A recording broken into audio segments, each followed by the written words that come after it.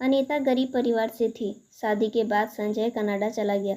ससुराल वालों को नौकरानी मिल गई और वह 16 लोगों के लिए खाना बनाकर बेहाल हो जाती और बाकी सभी एसी में मज़े करके सोते। और संजय का फ़ोन आता तो अनीता की सास कहती, तुम्हारी पत्नी 24 घंटे एसी में रहती है। लेकिन अनीता के काम करने की वजह से अनीता का बच्चा भी गिर गया तो माँ ने कहा, तुम्हारी पत्नी जानबूझकर अबॉर्शन करवा के आई है। इतना सुना था कि संजय का दिमाग घूम गया और वह अगले दिन बिना बताए घर आ गया तो सामने का दृश्य देखकर उसके होश उड़ गए। कमरे में लाल जोड़े पहनी वह आसमान से उतरी हुई कोई अप्सरा लग रही थी। घूंघट अपने चेहरे पर गिरा है। शरमाई से बैठी वह संजय का इंतजार कर रही थी। रात के 2 बज चुके थे और थकान से उसका बुरा हाल था। तभी हल्की सी आवाज़ के साथ कमरे का दरवाज़ा खुला। संजय अंदर आया। खुशी संजय के अंदर से झलक रही थी। उसके पास आकर बैठा। नमस्ते किया। अनीता ने उसके नमस्ते का जवाब दिया। हजारों विचार उसके दिल में आ रहे थे और वह बहुत गरीब परिवार की लड़की थी। मगर संजय का परिवार अमीरी से संबंध रखता था। ना जाने कैसे संजय की माँ को अनीता भा गई। शायद उसकी वजह अनीता की सुंदरता, उसकी सहूलियत थी। संजय की माँ ने पहली नज़र में ही अनीता को अपने बेटे के लिए पसंद कर लिया और आज अनीता संजय की दुल्हन बनी उसके सामने बैठी थी। अनीता को यकीन नहीं आ रहा था कि किस्मत ऐसे भी पलट सकती है और वह जो कभी आर्टिफिशियल ज्वेलरी भी खरीदने की हैसियत ना रखती थी, जिसके हाथों में हीरे की कीमती अंगूठी पहनाई जा रही थी।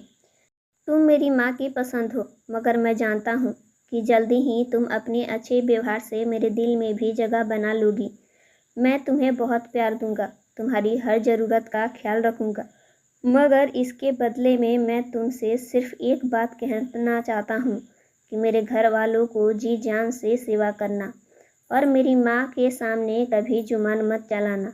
उसका आदर करना। उन्होंने मुझे बहुत मुश्किल से पाला है। अनीता मुस्कुरा दी। भला उसे क्या एतराज़ हो सकता था। वह तो वैसे भी इन सब घर वालों को अपना मान चुकी थी। शादी के अगले दिन बहुत अच्छा गुजरा था। अनीता भी किस्मत के पलटने पर बहुत हैरान थी। वह कुछ दिन खुशी के झूले में झूलते हुए समय गुजार रही थी। दूसरे संजय का जॉब पर वापस जाने का समय आ गया। वह कनाडा में काम करता था। शादी के छुट्टी की सिलसिले में इंडिया आया हुआ था। अनीता बहुत उदास थी, मगर उसने दिल पर पत्थर रख लिया। उसने सोचा, संजय चला जाएगा तो क्या हुआ, मगर यह सब भी तो मेरे अपने हैं। संजय की माँ का व्यवहार अनीता के साथ बहुत अच्छा था। वह बहुत प्यार से उससे बात करती थी, मगर अनीता को एक चीज़ समझ नहीं आई थी कि जब भी संजय कभी आसपास ना होता तो उसकी माँ छूटी हुई नज़रों से घूरती रहती। इधर संजय अनीता से बहुत सारे वादे करके चला गया और वह अपने उदास दिल के साथ अकेली रह गई। मगर वह नहीं जानती थी कि उसकी ज़िंदगी में कैसी मुसीबत आने वाली है। संजय की बड़ी बहन संध्या का रिश्ता तय हो गया था। एक दिन उसके ससुराल वाले आए हुए थे। आज संजय के जाने के बाद वह पहली बार आ रहे थे। सुबह अनीता भी अपने कमरे में सो रही थी। अचानक जोरदार आवाज़ के साथ दरवाज़ा खुला। उठ जाओ मैडम, कब तक नींद पूरी करनी है? सारा दिन बिस्तर तोड़ते हुए गुजारोगी क्या? मेरे बेटे को तो भगा दिया, अब जल्दी से किचन में आओ। अनीता ने उठकर देखा कि उसकी सास थी। अनीता ने सब सुन लिया, मगर उसने कुछ नहीं कहा। खामोशी से हाथ मुंह धोकर किचन में आ गई। अभी सुबह के 8 बजे थे। सारे घर वालों के नाश्ते बनाने का आदेश दे दिया, लेकिन सब सो रहे थे। अनीता ने सबके लिए खाना बनाया और अपने नंद संध्या को उठाने गई। संध्या, उठकर नाश्ता कर लो, मैंने बना दिया है। संध्या, जो गहरी नींद में सोई हुई थी, उसने अपनी कड़वी जुबान से कहा, बना दिया है तो क्या, एहसान तो नहीं किया ना? जब मन होगा उठकर खा लेंगे। जाओ, अब सर मत खाओ और सोने दो। अनीता शर्मिंदगी सी होकर रह गई और खामोशी से उसके कमरे से बाहर निकल गई। उसने अपनी सास को ढूंढना चाहा और यह देखकर हैरान रह गई कि उसकी सास भी एसी वाले कमरे में सो रही थी। वह खामोशी से ड्राइंग रूम में आकर बैठ गई। घर के सारे लोग 11 बजे नाश्ता करने के लिए आए। अनीता ने खामोशी से सबको खाना परोसा तो संध्या मुंह बनाने लगी। मम्मी, यह क्या है? संध्या दूसरा पराठा खाते हुए बोली, रोटी बनाकर दो। मुझसे तो ये पराठे नहीं खाए जाते और ना ही मैंने कभी खाए हैं। एक एक करके सारे लोग शुरू हो गए। अनीता खामोशी से उठ सबके लिए दोबारा नाश्ता बनाने लगी।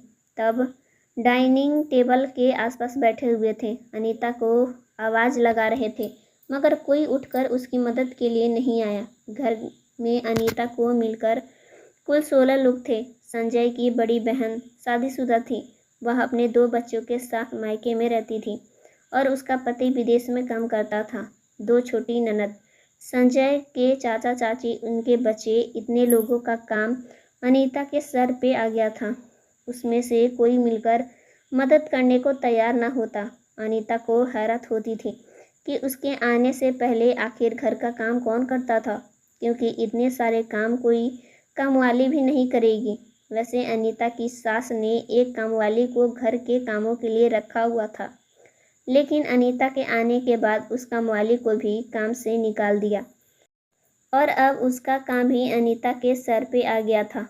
अनीता सुबह सुबह उठती, साफ सफाई करती, नाश्ता बनाती, दोपहर का खाना बनाती, कपड़े धोती, यहाँ तक कि उसका पूरा दिन ही घर के कामों में बीत जाते थे। गर्मियों के दिन थे। गैस के आगे खड़े होकर वह सबकी पसंद के खाने बनाती। सब एसी वाले कमरे में लेटे बस फरमाइश ही करते रहते थे। वह जाती तो सबको जाकर बता देती। सब उसके ऊपर एहसान करते हुए एसी वाले कमरे से बाहर निकलते और ड्राइंग टेबल पर बैठकर खाना खाते। खाने के दौरान भी कई बार अनीता को उठाते। वह सब की ज़रूरतें पूरा करती। खाने के बाद सब बर्तन डाइनिंग टेबल पे ही छोड़ के चले जाते। फिर एसी वाले कमरे में कोई मूवी लगा के देखता तो कोई आपस में बातें करता और कोई दोबारा से सो जाता। अनीता बेचारी फिर से गंदे बर्तन धोने में लग जाती। इन्हीं दिनों अनीता की तबीयत बहुत ख़राब होने लगी। सुबह उठती तो उल्टी से उसका बुरा हाल होता।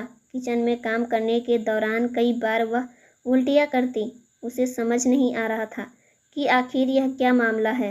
अनीता के सास ने भी देखा कि अनीता उल्टियाँ किए जा रही है और उसकी तबीयत खराब है, मगर उन्होंने अनीता के सामने नाम भी नहीं लिया। एक दिन अनीता ने अपनी खराब तबीयत का अपनी माँ से जिक्र किया तो वह चौंक गई और अनीता के घर आकर उसे लेडीज डॉक्टर के पास लेके चली गई। अनीता प्रेग्नेंट है कि इतनी बड़ी खबर सुनकर उसकी ज़िंदगी में आई थी, उसे पता ही नहीं चला। वह घर वापस आई। डॉक्टर ने आराम करने की सलाह दी। डॉक्टर का कहना था कि अनीता को खून की बहुत कमी है। अनीता की माँ ने घर जाकर अनीता की सास को बताया कि अनीता प्रेग्नेंट है और डॉक्टर ने इसे आराम करने को कहा है। बेहतर यही है कि आप कोई काम वाली रख लें। अनीता की सास बहुत खुशी का दिखावा करते हुए अनीता के माँ से बोली कि आपको चिंता करने की कोई ज़रूरत नहीं है। हम अनीता को खुद ही काम नहीं करने देंगे, क्योंकि यह इतनी बड़ी खुशखबरी लेकर घर आई है। आप चिंता ना करें, अनीता को कोई परेशानी नहीं होगी। अनीता की सास के कहने पर अनीता की माँ अनीता को छोड़ के घर से चली गई। इधर जब संजय को इस बात का पता चला तो वह बहुत खुश हुआ। वैसे अनीता की सास संजय से ज़्यादा बात नहीं करने देती और जब अनीता बात करती तो वह पास ही बैठी रहती। संजय ने कहा, माँ, मैं जानता हूँ अनीता को आपने मेरे लिए पसंद किया है, इसलिए आप उसका ख्याल रखने में कोई चूक नहीं करेंगी। मुझे आप पर पूरा भरोसा है। संजय की माँ ने कहा, बेटा, तुम्हें परेशान होने की कोई ज़रूरत नहीं है। मैं अनीता का पूरा ख्याल रखूँगी। लेकिन अनीता की सास और उसके परिवार वाले का व्यवहार अनीता के साथ वैसे ही रहा। पूरा दिन कामों में लगी रहती, सबकी फरमाइशें पूरी करती, यहाँ तक कि अपना खाना भी टाइम से नहीं खा पाती थी। खून की कमी तो थी ही, इसके वजह से उसे वीकनेस भी हो गया था और कभी कभी चक्कर भी आने लगे थे। लेकिन फिर भी अनीता को काम तो करने की मजबूरी थी ही। अगर काम नहीं करती तो उसे ताने कसे जाते और ना जाने क्या क्या बात सुनने को मिलते। ऐसे ही दिन गुजरते रहे और अनीता की हालत और ख़राब हो गई। और एक दिन ऐसा हुआ कि अनीता को चक्कर आया और वह सीढ़ियों से गिर गई, जिसकी वजह से उसका अयवसन हो गया। संजय का फ़ोन आया तो अनीता की सास ने उसे सारी कहानी बताई कि अनीता पूरे दिन एसी में ही रहती है और किसी काम को हाथ तक नहीं लगाती। सारा काम मुझे ही करना पड़ता है। और अनीता ने अपना एबॉर्शन करवा लिया क्योंकि उसका कहना था कि मेरी अभी अभी नई नई शादी हुई है और इसी में बच्चा मैं कैसे संभालूंगी, मुझे अभी नहीं चाहिए, इसलिए उसने अबॉर्शन करवा लिया। संजय को जब यह खबर लगी तो वह आग बबूला हो गया और बिना कुछ कहे फ़ोन काट दिया। अनीता का अबॉर्शन होने की वजह से उसकी हालत और ख़राब हो गई थी। वह पूरी तरीके से पीली पड़ गई थी। उसके अंदर ताकत नहीं थी कि वह काम कर सके, लेकिन फिर भी वह सुबह का नाश्ता बना रही थी। नाश्ता बनाने के बाद उसने सबको खबर दे आई। तब जाकर सब डाइनिंग टेबल पे बैठकर खाना खा रहे थे और उसके बावजूद भी अनीता को ताने पर ताने दे रहे थे कि सब्जी अच्छी नहीं बनी तो दाल में नमक कम है। अनीता को डांटते हुए उसकी सास कहने लगी कि अपना खाना निकालो और कोने में जाकर बैठ जाओ। फिर अनीता वहीं पर कोने में अपना खाना लिए खा रही थी। अचानक ही सबकी नज़र दरवाजे की तरफ गई और सबके होश उड़ गए। सामने संजय खड़ा था और किसी को भनक भी नहीं थी कि संजय इस वक्त भी आ सकता है। जब संजय ने भी सामने का दृश्य देखा तो हक्का बक्का रह गया, क्योंकि उसकी माँ ने उसे जितना भी बातें बताई थी उस सब से तो यहाँ उल्टा ही हो रहा था।